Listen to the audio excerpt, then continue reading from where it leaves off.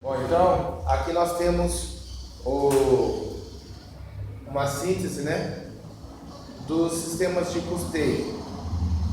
Nós vimos primeiro o custeio por absorção, né, onde a partir do custo primário ali, material direto e mão de obra direta, né, que forma o custo direto.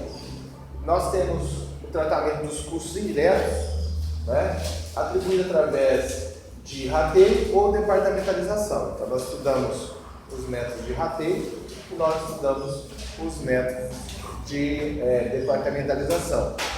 O que muda no método de rateio e no método de departamentalização? No método de rateio você acha um critério de proporcionalização desses custos indiretos. Então nós vimos lá que tinha horas máquinas, que tinha horas homem, no caso de mão de obra, tinha a quantidade utilizada de matéria-prima. Aí você, então vamos usar como critério para esse tipo de custo aqui a matéria-prima. Então quanto que cada produto utilizou de matéria-prima, divide pelo total utilizado de matéria-prima, você acha uma proporção e aplica sobre aquele determinado tipo de custo indireto, né? Você cria um critério, critérios proporcionais. Então os critérios de rateio são proporcionais e podem ser subjetivos. Por que você decidiu esse critério e não aquele? Né? Então, há um grau de subjetividade de decisão do gestor, de falar assim, vamos usar esse critério aqui para ratear a energia, vamos usar esse critério aqui para ratear a mão de obra ou indireta, vamos usar esse critério aqui para ratear o consumo de outros insumos lá que não são quantificáveis. Então, nesse caso, o custeio para absorção, ele é genérico, ele acaba sendo um pouco vago, né, nesse detalhamento. Aí surgiu então a departamentalização. A departamentalização ela veio como vamos dizer assim, uma melhoria desse processo. Então ao invés da gente decidir que critério vai usar, vamos ver os setores que a empresa tem, e vamos lá nos setores e vamos levantar os custos indiretos que tem em cada setor. E vamos verificar o quanto cada produto usa desses custos indiretos. Então, no caso da departamentalização, tem o departamento de corte, tem o departamento de montagem, tem o departamento de pintura, o departamento de acabamento, né? Cada departamento que a empresa tiver, você vai lá e levanta o que tem de máquina, o que tem de mão de obra indireta, todos os custos indiretos, mas por departamento. Aí você chega num valor. Aí você vai verificar o quanto cada produto usou de recursos desse departamento. Aí você começa a ter você não fica na subjetividade, né? Você passa a ter um critério mais refinado, né? Fala assim, não, agora eu fui lá e eu verifiquei, eu levantei os valores de custo direto desse departamento e cada setor foi usando esses recursos, né? Mediante esses departamentos aí. Ok. Aí nós estudamos o custo variável, né? O custeio variável. No custeio variável, nós vimos então que aquilo que é material direto e mão de obra direta tem uma característica que no absorção é tratado como custo direto, lá no custo variável vai ser variável. Por quê? Para cada unidade produzida, eu vou gastar uma determinada porção, unidade daquilo que eu vou precisar produzir. Então pensa numa receita de bolo, tantas xícaras de farinha, tantas colheres de fermento, tantas xícaras de leite, de ovos, não sei o quê. Então, quer dizer, para cada novo bolo que eu vou fazer, eu vou precisar de novo de tantas medidas de cada um desses. Então, se eu tenho detalhado o que eu uso de material direto, que é matéria-prima, insumos e embalagem, né, embalagem do produto, então eu penso nisso e aí eu sei que para cada produto eu vou precisar de uma nova embalagem, eu vou precisar de insumos e eu vou precisar de matéria-prima, né? E aí a mão de obra direta, claro, que a cada unidade de produto eu vou ter uma quantidade de mão de obra que eu vou utilizar. Aí nós já começamos a detalhar gerencialmente a informação. Porque veja só, eu posso ter uma mão de obra fixa, por exemplo, olha, eu tenho os trabalhadores da minha empresa, da minha indústria, eles trabalham das 7 ou 7h30 da manhã até as 5, 5h30, 6 horas da tarde. Tá, cumprem lá as 44 horas semanais e eu não pago hora extra. Decidi que eu não pago hora extra. Então eu tenho uma carga horária fixa, o salário eu pago um salário fixo para ele, não vai ter variação nisso. Mas peraí, se esse salário for fixo, se o funcionário produzir 10 unidades durante o dia e 1 unidade durante o dia, opa, então eu gastei o dia dele de trabalho para 1 unidade, essa unidade saiu mais cara e a outra, o outro dia que ele rendeu mais, as unidades saíram mais baratas. Será que esse é o entendimento que nós temos que ter? Não, peraí. Quanto que ele gasta de mão de obra para fazer o produto? Quanto que é que gasta de mão de obra para fazer o produto? Ah, ele gasta 20 minutos. Não, ele gasta meia hora. Não, ele gasta 1 hora. Né? Ele gasta 2 dias. Ok. Cada produto tem a sua complexidade, tem a sua quantidade. E aí sim, se ele gastar 5 horas para fazer um produto que ele gastava 20 minutos, houve ociosidade. Houve perda de recursos. A empresa, ela incorreu numa despesa e não ela jogar para dentro do produto aquele valor de mão de obra, porque senão você vai ter cada mês, dependendo da quantidade que você produzir, você vai ter um valor maior ou menor de custo de mão de obra, porque você teve ociosidade, você não mediu a ociosidade, você não mediu o que você perdeu de horas, porque você não estava fabricando. Ah, hoje está pouco movimento aqui, eu vou fazer devagar e tal, vou levando, né? Dá tempo de tomar um café, de tomar um tereré, de tomar um chimarrão, de conversar sobre o time de futebol, nós vamos fazer devagar, a produção está baixa. Opa, a empresa tem que entender que ela está tendo despesa, enquanto ela não está tendo produção. E ela precisa perceber qual que é o seu tempo de produção. Tá? Então, o custo variável, ele te dá essa dimensão, porque daí você identifica o quanto é de cada um dos itens que você gasta, e aquilo que sobra, você vai gerir. Você vai gerir a ociosidade do processo produtivo. Então, ela gerencialmente, o custeio variável, ele te dá mais elementos. Nós vimos também que o custeio variável, na hora de formar o preço, ele te dá mais capacidade de entender o seu ponto de equilíbrio, né? Quando nós comparamos entre o custeio por absorção e o custeio variável, o custeio por absorção, ele te dá uma margem de contribuição menor, porque você colocou os custos indiretos dentro do produto, enquanto que o variável te dá uma margem de contribuição maior. E aí, quando você tem uma margem de contribuição maior, você precisa ter uma meta de vendas menor, né? E se vocês observarem no exercício que a gente fez, nos exercícios que a gente fez até a prova e tudo mais, nós temos o seguinte: só no primeiro momento, só no ponto de equilíbrio contábil, é que a minha meta de venda no custeio variável é maior.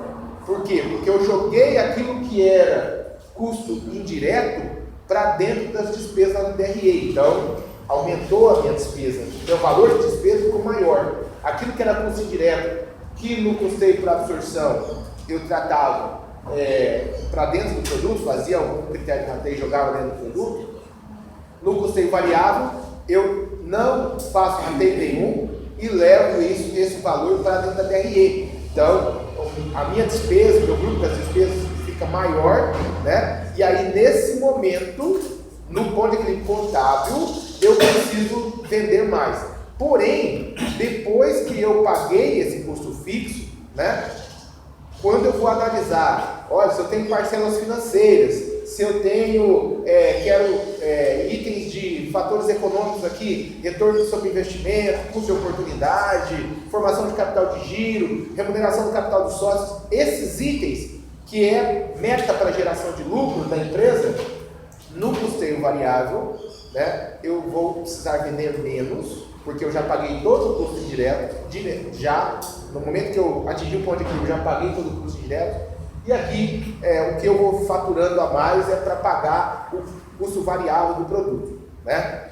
Então, gerencialmente, o custeio variável, ele torna-se mais adequado. O custeio para absorção, ele é exigido pela legislação. E hoje, para fechar o assunto, nós vamos introduzir vocês, né, já abrir o leque do horizonte de informação para vocês. Vou mandar também um PDF para vocês terem ali a literatura sobre como funciona, um exemplo, tem exercício e tudo mais, né? Um custeio baseado em atividade, ABC, Activity Based Cost, né? Então, esse custo baseado nas atividades, ele pensa o seguinte: aqui eu pensava em departamentos para melhorar, né, no custeio por absorção, eu pensava em departamentos para melhorar a minha informação.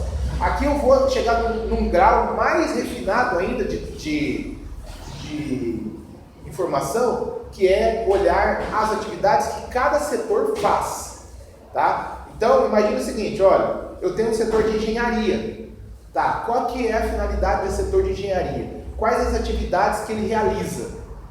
Ele tem que fazer a manutenção das máquinas, ele tem que fazer a supervisão dos processos. Então tá, eu vou verificar as atividades, vou levantar o custo dessas atividades, quanto custa cada uma dessas atividades, e aí vou verificar o seguinte: quem requisita essas atividades?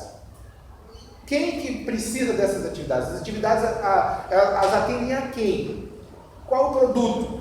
Né? Aí, então, eu tenho as atividades e os direcionadores de recursos, ou seja, por que eu estou gastando dinheiro com esse setor? Eu estou gastando dinheiro com esse setor porque eu preciso atender determinada estrutura de apoio na fabricação dos produtos. Ok, então é por requisição, é por ordem, por chamado. Imagina que você tem um setor lá que exige mais a manutenção do setor de engenharia mecânica. Você tem um engenheiro mecânico lá, e aí o produto tal, ele requisita mais atenção do engenheiro mecânico que o produto B, né? Então, se o produto A requisita mais, eu vou ver quantas requisições foram emitidas no total, e aí, olha, o custo desse departamento aqui, né, do engenheiro, seus auxiliares e tal, por conta das requisições, ele vai atender cada um produto conforme as atividades. Então, nós temos que, ele também trabalha na metodologia de custos diretos, né? Aquilo que é proporcional, que é identificado, né? Matéria-prima, insumos, embalagem, mão de obra direta, ele também trabalha igual, né? Mas os custos indiretos e as despesas, eles vão ser tratados, eles serão tratados conforme o uso desses recursos pelas atividades que são realizadas nos produtos, tá? Então, vocês verão que eu tenho várias atividades que um setor pode fazer, que uma função pode fazer, e que essas atividades elas serão alocadas conforme a utilização, tá? Para dentro dos produtos. E aí o que sobra? O que é a atividade que a empresa não utiliza nos produtos? Aí realmente vai para a despesa na DRI, tá? Então, você não fica só na dimensão do variável, né? Esse aspecto aqui do variável, você pode até aplicar aqui também no ABC, não tem problema você tratar ele, porque a relação custo direto e variável é idêntica, né? Então, ele tem o mesmo tratamento, cada unidade de matéria-prima, mão de obra, insumos, embalagem, né? Cada produto eu uso uma quantidade, ok, né? Só que aí o que sobra, que você entra pela ociosidade, você teria que jogar para despesa também, porque você perdeu aquela mão de obra que você poderia utilizar, tá? E aí você ficaria só com o custo do produto mesmo. E aqui você tem a questão da atividade, né, que vai usar recursos. Então você tem o setor de engenharia, você tem um setor de suporte técnico lá, ou você tem um setor de compras, você tem um setor de almoxarifado, aquela retaguarda da indústria, né? Almoxarifado, armazém. Aí você começa a olhar aquela retaguarda da indústria conforme a utilização das atividades. Ó, o setor de compra precisou comprar matéria-prima, mas aí comprou de qual produto? Comprou do produto A, comprou do produto B, né? Então, conforme a solicitação, conforme o grau de informação, e aí a empresa tem que entrar num detalhamento dos processos que ela realiza, tá? Ele é mais metódico, mais criterioso, e esse trabalho de verificar as atividades, ele é bem, assim, bem subjetivo, tá? Você tem que criar métricas específicas para você poder depois ter a certeza que você está alocando cada atividade e os recursos utilizados conforme cada produto. E o custeio pleno, né? Ele é a junção de tudo. Ele pega todos os gastos da empresa e atribui tudo para dentro do produto. Então o preço do produto, ele vai lá para a estratosfera, ele fica enorme. Por quê? Você imagina, você pegar todos os custos, né, diretos, indiretos, despesas, inclusive financeiras, todas as despesas da empresa, e atribuir para dentro dos produtos.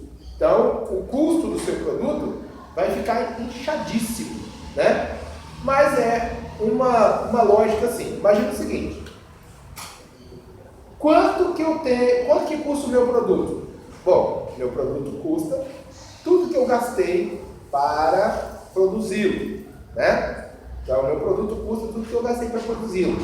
Ah, mas eu tenho o setor de compras, eu tenho o almoxarifado, eu tenho o armazém, eu tenho o setor de transportes, eu tenho uma retaguarda que dá sustentação a essa empresa. Lá no ABC, nós iríamos identificar os usos conforme os direcionadores e íamos colocar. O custo ia ficar um pouco maior, tá? No custo pleno, o custo fica completo, fica integral. É o RKW, esse modelo aqui, em algumas literaturas vocês vão ver também como RKW, tá? Que é um termo alemão, tá? Nem me atrevo a pronunciar, ele é um palavrão, tá? Mas esse custo pleno, ele vai pegar então toda a estrutura da empresa, tá? Tudo que a empresa tem e vai colocar dentro do produto. Quando que é o ponto de equilíbrio? Na hora que ela vender tudo. Então, aí a meta de venda da empresa ficar muito mais distante. Se aqui na comparação entre o absorção e o variável, a gente já via que quando a empresa precisava gerar lucro para pagar parcelas financeiras ou para pagar fatores econômicos, ela já tinha uma diferença gritante, que ela tinha que vender mais quantidades, né? Aqui então, ela só vai começar a ter lucro quando ela pagar todos os seus custos fixos, diretos e as suas despesas. É uma lógica que a empresa muitas vezes ela não consegue cumprir dentro do mês. E aí é como se fosse assim, uma dinâmica de tempo menor. Olha, beleza, se você pagou todos os custos e despesas dentro do período que está dentro do seu produto, aí sim, agora você vai começar a ter lucro. Mas só que aí você distribuiu, né, o custo todo para dentro do produto, e para formar o preço, que uma das bases é o custo, né? Lembra que a gente fez a taxa de marcação? Então, sobre o preço de venda, eu tenho que tirar os impostos sobre venda, eu tenho que tirar os descontos que eu posso ter na negociação, eu tenho que pagar o custo do produto, e aí eu faço aquela soma dos percentuais, desconto de 1, acho o meu marcador divisor ou multiplicador, e aí faço a conta e embuto dentro do meu cálculo esses itens que eu vou tirar quando eu vender, né? Então, se eu tiver um custo muito alto, de repente o meu preço fica inviável, tá? E aí esse preço viável, ele acaba não tendo capacidade negocial. Então, eu perco o negócio, né? Imagina que eu posso ter um produto, vamos colocar valores para ficar mais fácil.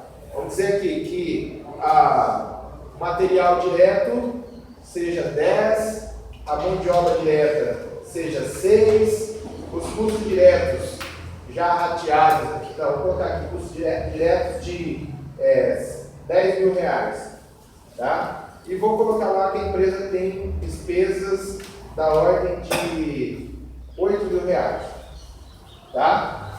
Então, o que ia acontecer? Bom, o custo variável é 16 reais, né? Que é o custeio variável, ele considera material direto e mão de obra direta. O custeio por absorção, ele vai pegar esses 10 mil aqui, dos custos diretos, e vai tratar como através de uma forma de rateio.